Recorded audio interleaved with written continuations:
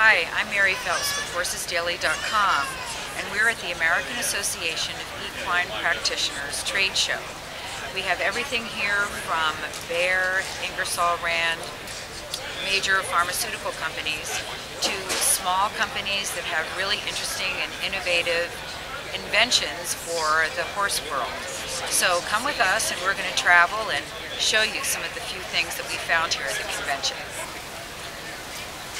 We're here with Catheleen LeCompte at EVMT-Boot, and she has come up with an amazing invention all on her own, out of her own necessity, and developed a product that she's introducing here at the AAEP convention. Hi, Catheleen. Hi, how are you? Good, good. Can you tell us about your product? This is a state-of-the-art, very innovative equine treatment. You can use it to soak for abscesses, you can use it for thrush, you can use it as it was used on big ground for quarter cracks. It pops on easier than a bell boot, it just stretches. It goes toe, heel, pops right on, stays in place. Doesn't irritate the hoof, doesn't irritate the coronary band. It's very soft, very pliable. Can I feel it? Sure. It's amazing. Really pliable. Very now, pliable. does it stay around the Yes. coronary band? The beauty of this is that it snaps back to its original size.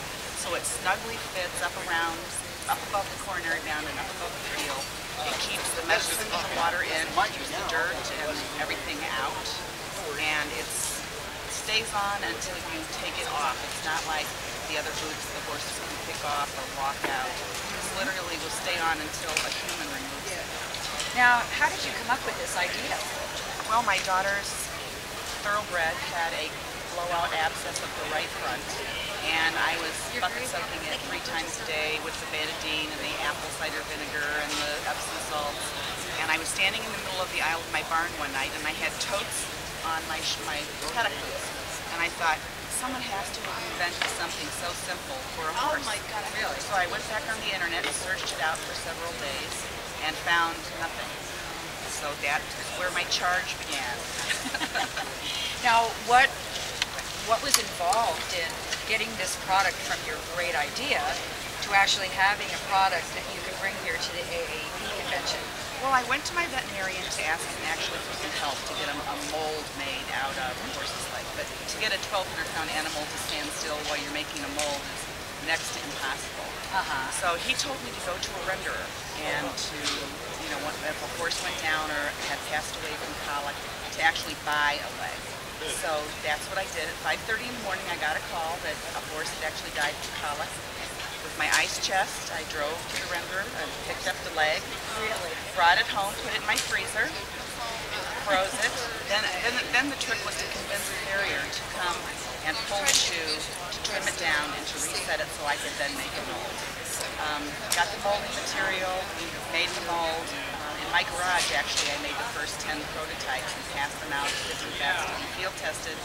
And once I really realized that the product worked and that the efficacy was there and that there was a need for it and that the vets were telling me how wonderful it was, I researched out a manufacturer, and I'm now having it's American made in New Jersey. I'm very proud of that. Yes. It's not foreign made, it's American made. Great. And the racetracks love them. It really it's revolutionized, they say, the treatment of racehorses' hoof treatment. They no longer have to do the vet wrapping, they no longer have to stand for hours, they can just pop the boot on, the horse goes away, the next morning they pop the boot off and the horse is ready to roll. Sounds great. Now, for people who are wondering if they have a great idea like yours, what really goes behind actually making this happen? I'm assuming you have a patent. I'm patent pending. It's a really long, arduous procedure. You have to, first of all, you have to find a patent lawyer. And the patent lawyer has to go through and search all prior art to make sure that you're not infringing on somebody else's patent. Right. And then you have to go through the entire trademark process. Again, you put whatever you want to call your product, you have to put it out there. They research that there's nothing close to that, and then after they've researched all that, then you can get your trademark and it's registered. So I have a registered trademark of EVMT-Boot. My patent is pending. It's been going on now for approximately 3 years. Yes. And that's it could probably take another 6 months. Right. And tell me what is involved in actually having created this mold, is it, or dye? It's a dye. That in itself cost me about $15,000 to create the dye.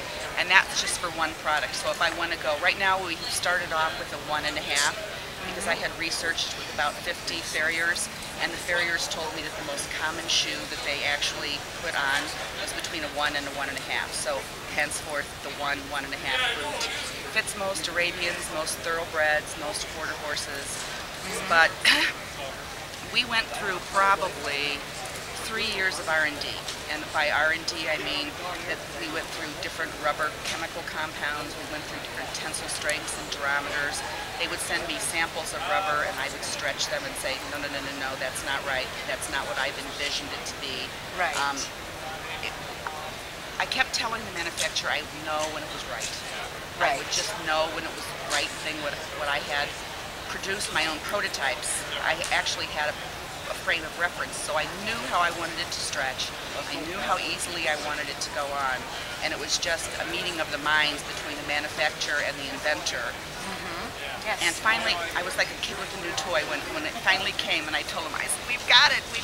You knew that it worked then. This is the right one. So then they produced a small run of 100, which I passed out to different veterinarians, I passed out to racetracks just free of charge to get the feedback of how well it worked and to get my testimonials, and then started selling them. Well, it certainly saves you a lot of time. A lot of time. If you were going to be standing there or having your groom standing there with a ice bucket for 3 or 4 hours, having something like this is definitely worth the investment. Well, also in the racing industry, they say just the savings in the vet wrap and the time, the boot pays for itself within a month. Wow. Well, I congratulate you. It's a great product. Thank you for speaking with us. Oh, you're more than welcome. And enjoy the rest of the show. Well, thank you.